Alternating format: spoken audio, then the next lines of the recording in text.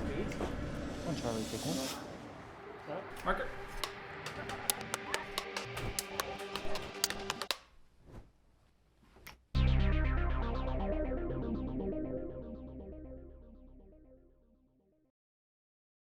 So thank you so much, everybody, for joining us for AFMX New Mexico and our 2022 10th anniversary. And I'm going to go ahead and introduce our moderator for this Q&A. Our moderator today is Scream Queen actor, director, and producer Deborah Voorhees. She works in film and television behind and in front of the camera. Give it up for Deborah. Her acting roles include Friday the 13th, Innocent Prey with PJ Souls, Dallas, Riptide, and Days of Our Lives, and many more. Deborah directed the brilliant concept film 13 Fanboy, which tells the story of a homicidal fanboy with a deadly obsession, stalking his favorite slasher scream queens from Friday the 13th and Halloween. The film stars Dee Wallace, also here with us today. Yes. Corey Feldman, and a slew of other well-known and well-loved horror film actors. So now I'm going to go ahead and hand it over to Deborah. Hi, guys. Welcome. I'm really honored to be able to introduce Dee here, and I am going to go over some of Dee's credentials as if you don't know them. But first of all, I want to say that what she's done in film doesn't even begin to explain this beautiful woman. She has a business that's called Conscious Creations, where she deals with spiritual growth and the growth of the heart. And her real love in life has so much to do with helping others. And I cannot tell you what an honor it was to work with her on a film set and to get to know her as a human being, because she is truly light and love. So now I'll get down to the things that she's done, but don't even begin to show who she is. She has been in more than 260 films and TV credits to her name. Miss Wallace is a true tour force in the industry. Let's face it, she's a Hollywood legend. She has worked with countless producers, directors, and some of Hollywood's biggest names: Steven Spielberg, Blake Edwards, Peter Jackson, Wes Craven, Joe Dante, Louis Teague, Rob Zombie. Her many films include The Hills Have Eyes, The Howling, Cujo, Secret Admirer, The Frighteners 10, and of course her role as Mary is E.T., and she played herself in 13 Fanboy. She's done more than 400 commercials. She's in pre-production on several projects. I have never seen an actor work as much as Dee. She's always doing something. She is currently, she has a new film that's out called The Knicks, and at least it's had its red carpet. When is its actual opening? In the 27th. Okay, terrific. This is one I'm really super excited about. She's playing Maggie Porter in The Legend of Cat Claw's Mountain. And it just, some of the image and stuff reminds me back of those old Disney movies. You know the movies I'm talking about. Most of y'all look old enough to know them, at least, where they're like flying beds and things like this. So I'm like super excited about that one. And I am a child. Let's see. She has a reoccurring role on A Deeper Look, and this is, I want to introduce her to Dee Wallace to the stage.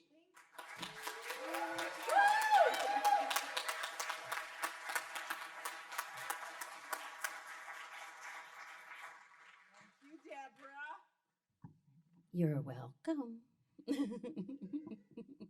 All right, well, actually, the first question I have is, I know how much you love dogs. Yes. But was there ever a time on the set of Cujo that you were genuinely frightened? Never. Really? Never. Those dogs were so well. First of all, there were 13 dogs that played Cujo. Yeah. Aren't you glad you came just for that? Yeah. That included the stuntman, who really didn't do very much in the film. He bashed his head against the car, because you wouldn't ask a dog to do that, only a man. And he did the big attack scene in the car. He did the part with me, and then the stunt girl did the part with the real dog. And it was intercut that it's mastery editing, you know, Deborah.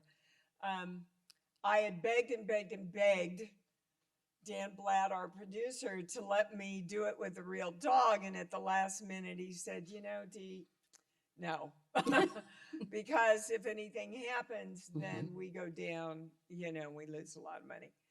So I did my thing, and then she did her thing. And how that happened was she had all the dogs were trained to go after toys and do different tricks, so we wouldn't overwork them. We did, however, have to tie their tails down because they were wagging them all the time because it was game time for them. So the stunt girl had this toy around her neck, and she would lean forward, and that was the dog's cue to lunge toward her. And as soon as she pulled back, the dog would pull back. That's how well these dogs were trained. And they got it in one take. And Lewis, our director, said, yeah, we got it. And she went, yes, before anybody had a hand on the dog. And the dog leapt and bit the end of her nose off. Well, when the dog's fault, it was not the dog's fault.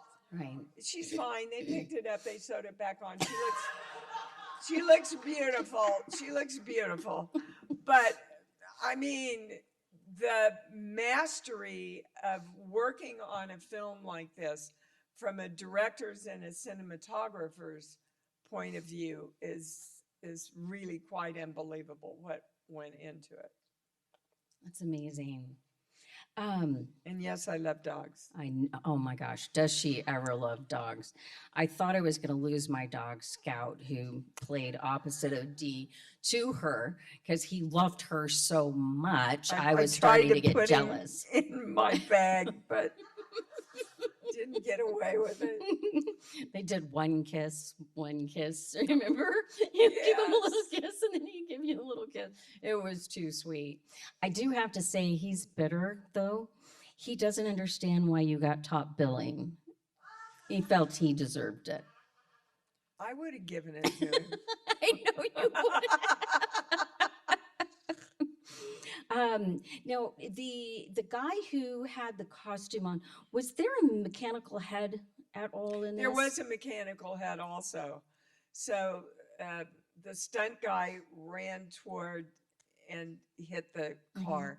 But they also had a mechanical head on a spring, which they sprung off to hit the car.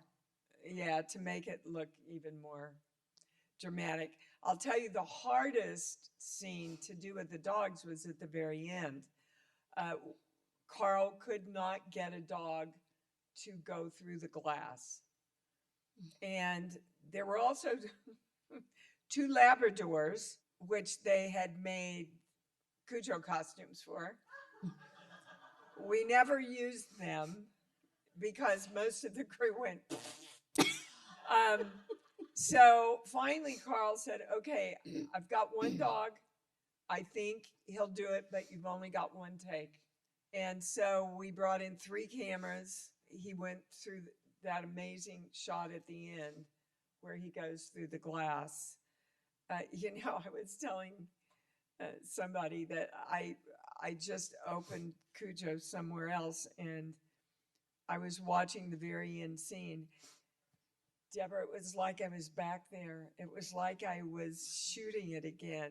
I can't tell you how intense that scene was to shoot. And Danny Pintaro, that kid, oh my gosh, you guys, I thanked God every day I got that kid. He was like working with another adult or better.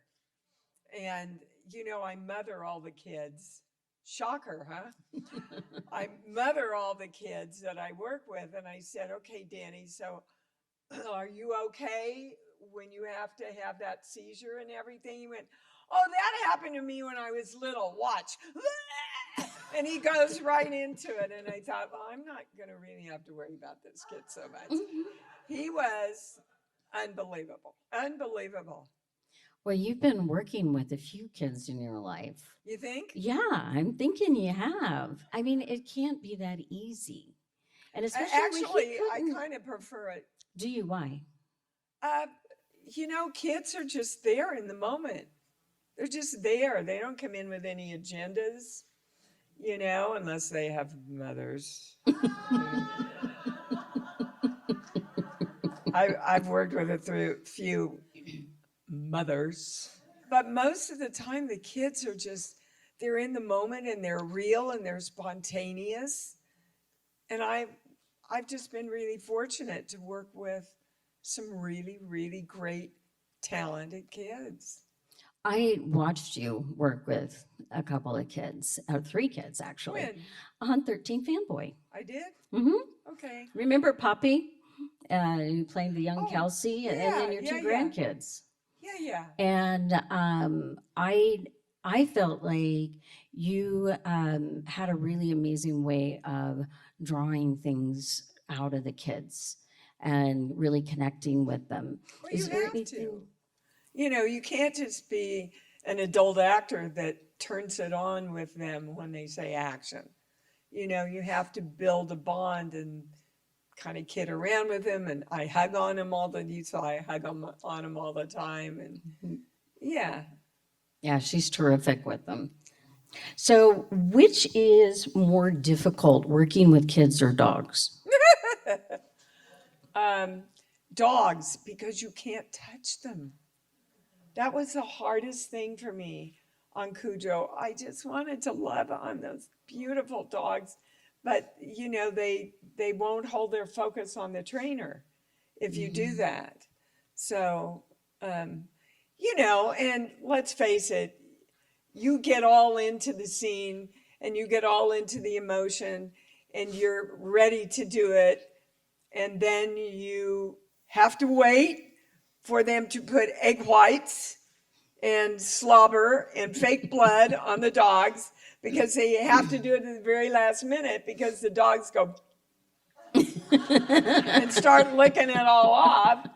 So that's at the last minute. And then the trainer has to come in and go, "Arr, arr," you know, growl, or whatever he does to get him to do whatever trick it is. And then you have to act with it.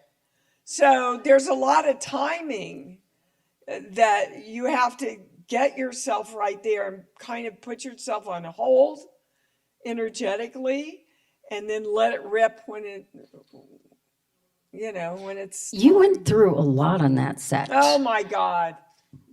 That's an understatement. Hardest thing I've ever done, Cujo. See, your body and your brain doesn't realize you're acting. So your body and your brain and your body chemistry thinks you're really going through trauma and fight or flight for 10 weeks. So I totally blew out my adrenals. They treated me for exhaustion at the end of the movie. The big scene you'll see where I smashed the back windshield with the baseball bat. So Lewis, I love Lewis, we're still good friends. He says, okay, Dee, so we really need you to hit. You're just not going to stay there. We really, really, really need you to hit that window. We've treated it, so you can't break it. But we're shooting this in slow motion. So you can't like pretend to hit it, right? Yeah.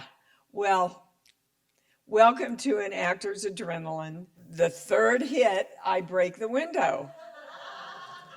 Do I hear cut? Hell no. So this is what happened. This part of my brain's going, get the kid, the dog's coming, get the kid. And this part of my brain's going, you can't do it like you rehearsed it. You can't drag him over the glass. There's glass now. You weren't supposed to. Get the kid, you know. So all that's going on. I get him out of the car. I still don't hear cut. So I run all the way up to the house. Then I think they were so stunned that I broke the window that everybody went, oh my God, and just kind of stood there. So Dan Blatt, our producer, runs in, goes, oh my God, Dee, are you okay? And I went, yeah, I think so. Why? And I ripped my arm open from the glass, and I went, oh, I'm bleeding. And he looked at me, he said, we've got to get everything on this scene today. If we wrap it in a bandage, can you do it one more time? Oh. So we did. And then we went to the hospital. Oh my gosh. Did you have to get stitches? No, they kind of pinched it together, Right. stapled it. Yeah. Yeah. Oh, the but I don't staples. have a scar or anything from it. But you get hurt on these films. It's a lot of action, and there's just so much your stunt people can do. Otherwise, you don't get what you need to get for the audience because the camera can't get close enough, right? So I've done most of my stunts. I did all my flying in the Frighteners on the harness. Cujo was relentless, you guys. Somebody said, why is it the hardest thing you've ever done? I said, have you seen the movie? I mean, it is so intense, and you stay at that heightened emotion for so long. 10 weeks. Yeah. Yeah, mind blowing. Now, where Tad's house was, is that right that it was also close by where the Howling was, where you could see the woods there? Yeah, it was kind of sort of in the same area, Petaluma, Mendocino area. Yeah. Okay. What do you think you get recognized more for? I know I've been out with you and of course E.T. but also I noticed Just Add Magic, the TV show. Yeah. So Anybody seen today, it? Yeah. It's a great little show. If anybody has kids, it's written pretty much for 4 to 13. Very smart show on Amazon Prime. Doesn't dumb stuff down for the kids. It's really good. I would say it's a toss-up between E.T., Cujo, and the Howling. And then comes Critters, and then comes the Frighteners. The Frighteners is such an underrated film. yeah, Yeah, thank you. I agree. I know the answer to what's your most difficult role to tackle, so we'll move on from there. Yeah, we've covered that, haven't we? I would like to explore a little bit about your acting process. And has it changed over the years, and how would you describe it? Once I found Charles Conrad and he taught me his technique, I have not ever used anything else. I never break a script down. I know there's directors there going, what? I never break a script down. I never make decisions before I walk on the set. I don't decide how I'm going to play anything because I want to be there in the moment and be her. I don't want to be Dee deciding who she is. I want her to tell me who she is. I told a great story this afternoon about E.T., so I'll tell another one. Let me tell one about Cujo, because it happens on every set I work on, that some magic happens, and the director sees a moment and expands on it. So we're doing the scene in the car where he says, I want my father, I want my daddy, I want my father, whatever. And it was written for me to take him in my arms and say, all right, honey, I'll get you. Yeah, not at all where she was at. So she turned around and she says, all right, I'll get you your father, right? So the next day, Dan, our producer, comes to me and says, Dee, that scene you did yesterday, it's really, really intense. And it's so good, but we're afraid people won't like you.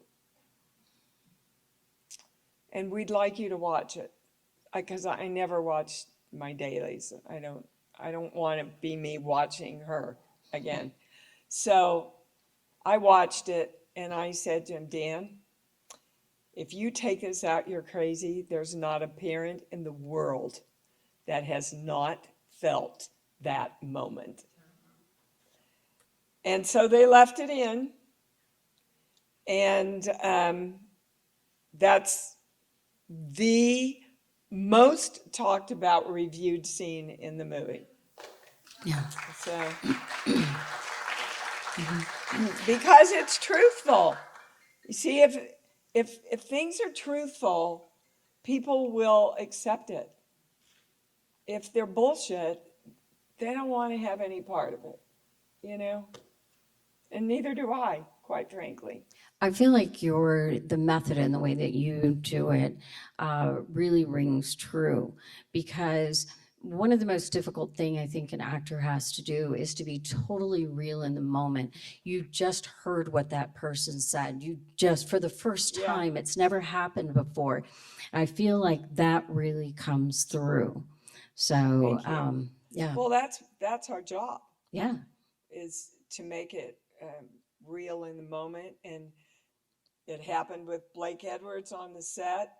They'd already broken and they were moving the equipment, Deborah, and Dudley Moore started playing the piano. And I was listening to him, and I was so moved that all the tears came up, because I was so moved around the passion he was playing with.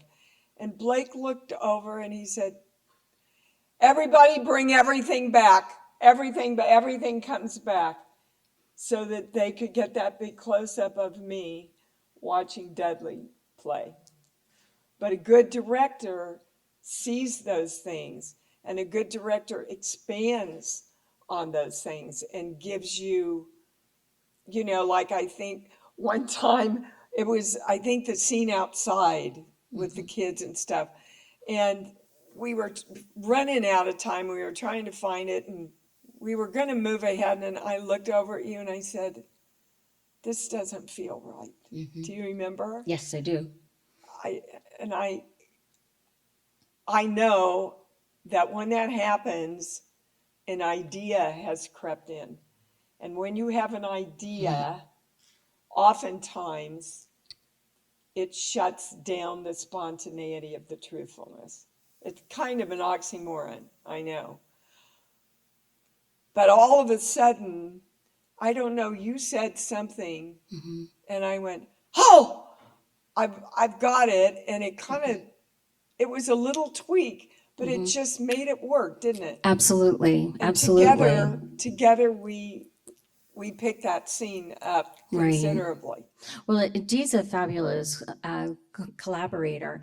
One of the things every once in a while, well, I have a tendency to, when I'm writing, that I get a little bit too verbose at times. And I was sitting there in one scene, it was with you and Ron down where you pulled the gun on him. Oh, yeah. And I'm sitting there going, in my head, I'm going, yep, this isn't working. Way too much dialogue. And the next thing I know, Dee gets through some of it, and she goes, this isn't working. And I'm like, you're so right. Let's just start chopping it down. And then it worked. Yeah. And so that together, we work together. And I think that's so important. Oh, it's so important. You've got to listen to your actors. And so many young filmmakers think, oh, I've got to be so prepared, and I've got to have everything drawn out, and I've got to have everything written out, and and I have to look professional and tell my actors exactly what to do. No. You have to be prepared, and you have to know what you want, and you have to be very clear about your vision, and then you have to be open to everybody's creation and 100%. ideas. That's when the magic really happens. Yeah, I don't sit down afterwards either. I mean, of course but I'm in the editing room, so believe me, I've seen it. Sometimes I did sit down as my daughter was growing up and watch some of them with her. Yeah. Yeah, it would be with somebody else came over and wanted to see it. Yeah. Yeah. It was funny when the first time I showed her E.T., it got finished and she said, "Yeah, you were okay in it, Mom."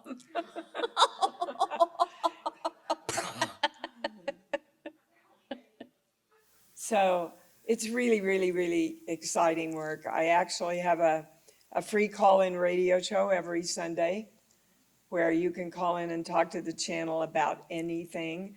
My newest book is called Born, Giving Birth to a New You. It's a wonderful book.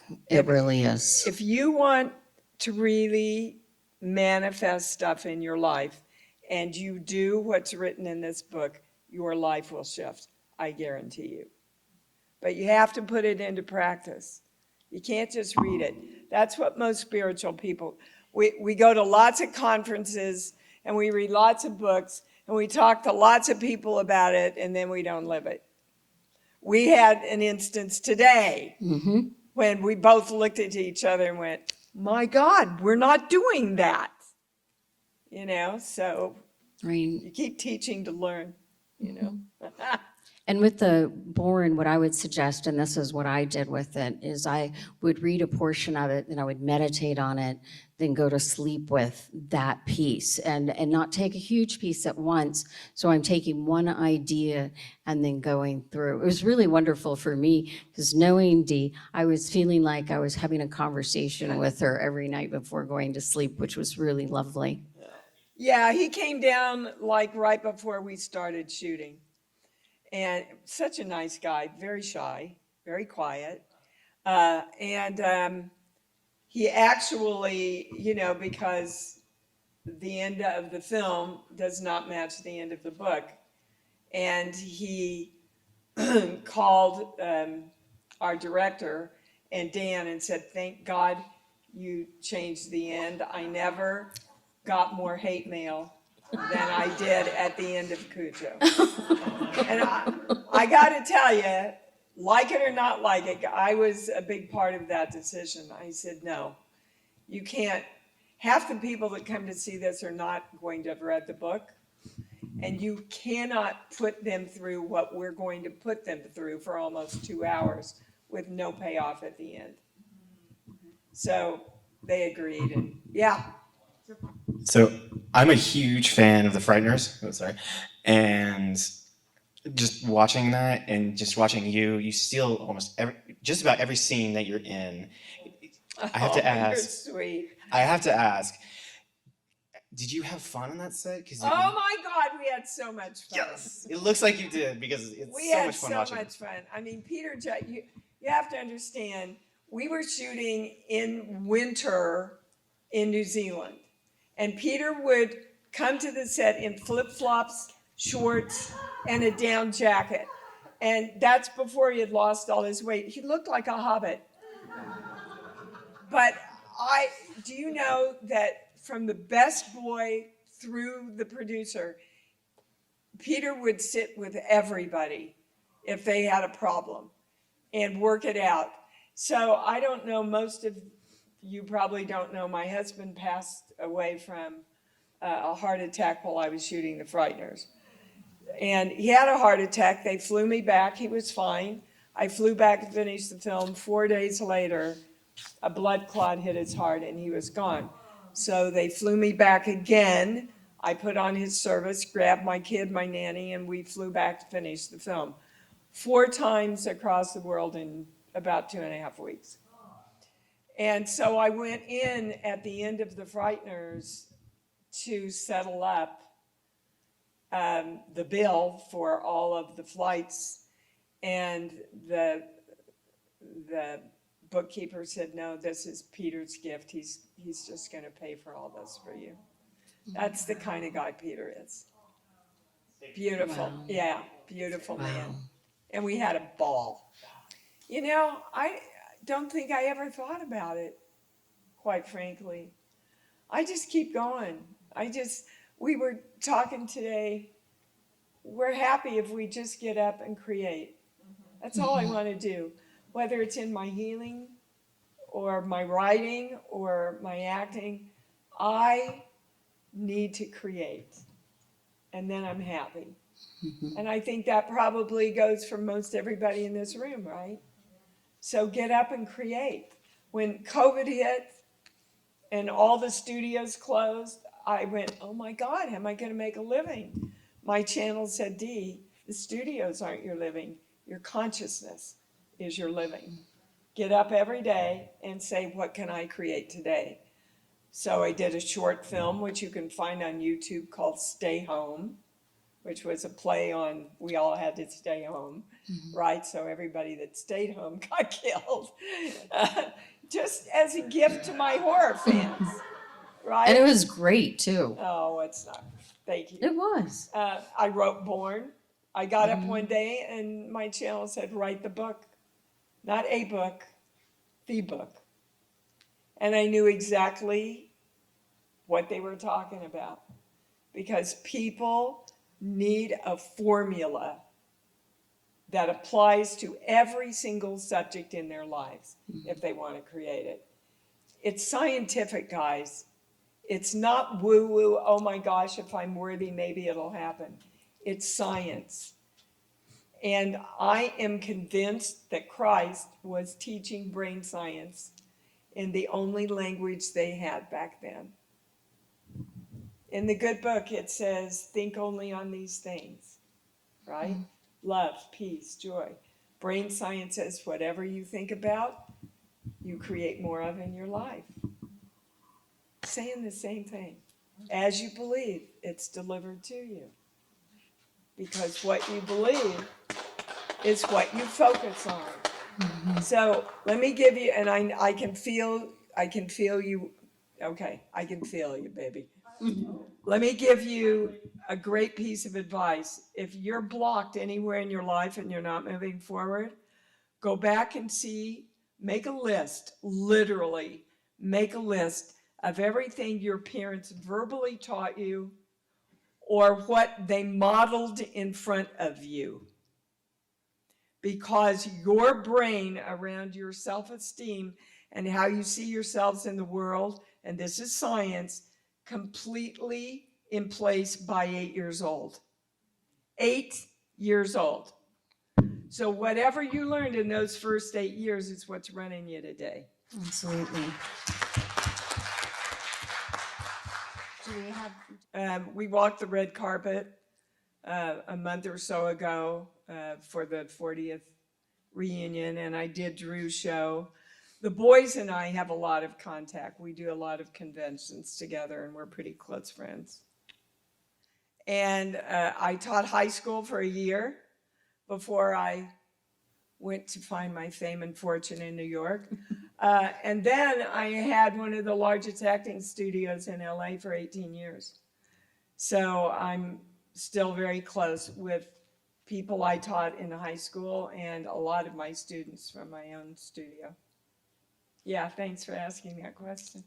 And I can tell you, I've talked to several of her former students who say nothing but amazing things about it too. There's so many scenes in Cujo that I love, and quite frankly, all of them are with Danny in the car. I love that scene that I talked about, All Right, I'll Get You, Your Father.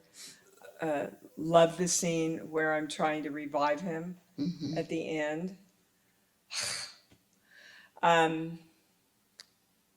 least favorite stuff was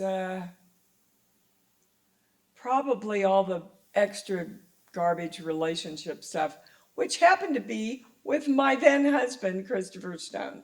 He plays my lover in Cujo. Okay, can I tell a really kind of off-color story? Will it offend anybody? Yes, please. Everybody's going, please tell. Okay, so Dan sends me the script, and there's this very graphic love scene. And I said, I called him, I said, Dan, I really want to play this woman. I know her, I knew her the minute I read her. But, you know, this sex scene, he says, it's okay, Dee, we want to hire Chris to play that part. I said, well, that's definitely a good carrot. But I still, I just don't do the nude stuff, Dan. He said, You don't have to be nude. We'll figure it out. So I've got this hot pink dress on with this full skirt, right? And I'm sitting on top of who is really my husband. Let me tell you, there is nothing more awkward than doing a love scene with your real husband and the crew that you have grown to love and care for. It's like your mother is sitting on the bottom of the bed, right? It's horrible. So we're talking about it the night before, and he said, so how do you want to do this? We can't do it like we really do it. I said, yeah, they'd never believe that. He said, don't worry, babe, I'll be there for you, meaning him, you know. So we get to the scene, and he's all ready, and I go in, and they make the skirt around, and we're getting ready to shoot. I went, I got nothing here, Chris. What's going on? He said, I'm so nervous about how they're going to shoot you and how this is going to look. You're just going to have to act. Oh my God, we laughed about that for years, and I said, well, I guess I've done it enough. It's like choreography, you know the movements, right? Oh my God. I've never told that story to my daughter, however. So don't print it. Don't put it on Instagram or something. She'd laugh. Yeah. Oh God, nobody fed him any lines. He's so smart, and he's getting back into acting. I'm really excited for him. He also played, you know, the kid on Who's the Boss all those years. I think his mom worked with him on them, but you have to understand, again, we had certain scripted lines, and then it's just what happened. You never really knew what the dog was going to do, or what Danny was going to do, or what I was going to do for that matter. And that's what I feel like that's what makes it so intense, is because everybody was going, what the hell's going to happen, including Jan de Bont, our amazing cinematographer. You know, by the way, it looks like we're dying of the heat. We were freezing the whole time we shot this. I looked over at Danny, and he's going like this. So I said, is there any way we can cut the car so we can put a heater in here? So they did that. You know, and then there was a scene, it was like the last day on the ranch, right? And second unit took me down to do a pickup scene. And all of a sudden, they realized that I had mud and blood all over me and that I had to match, right? And we were losing the light, shocker. And we didn't have time to go back up and get everybody. So they just reached down and got mud and put it all over. Well, the mud had maggots. And so cut to 6, 10, 12 weeks later, I couldn't turn my neck after the film was over. And I had contracted a virus called Coxsackie, which is basically hoof and mouth disease that you get when you're around animals a lot on a farm. Mysterious ways, that's how I found the doctor I'm still at, who happened to find out that my adrenals were all blown and repaired me with all of that. Yeah, you think it's all fun and games, don't you? It sounds so glamorous. Yeah. Oh my gosh, that's insane. Thank you so much. Wow, It's thanks been an guys honor. for being so present. Thank you.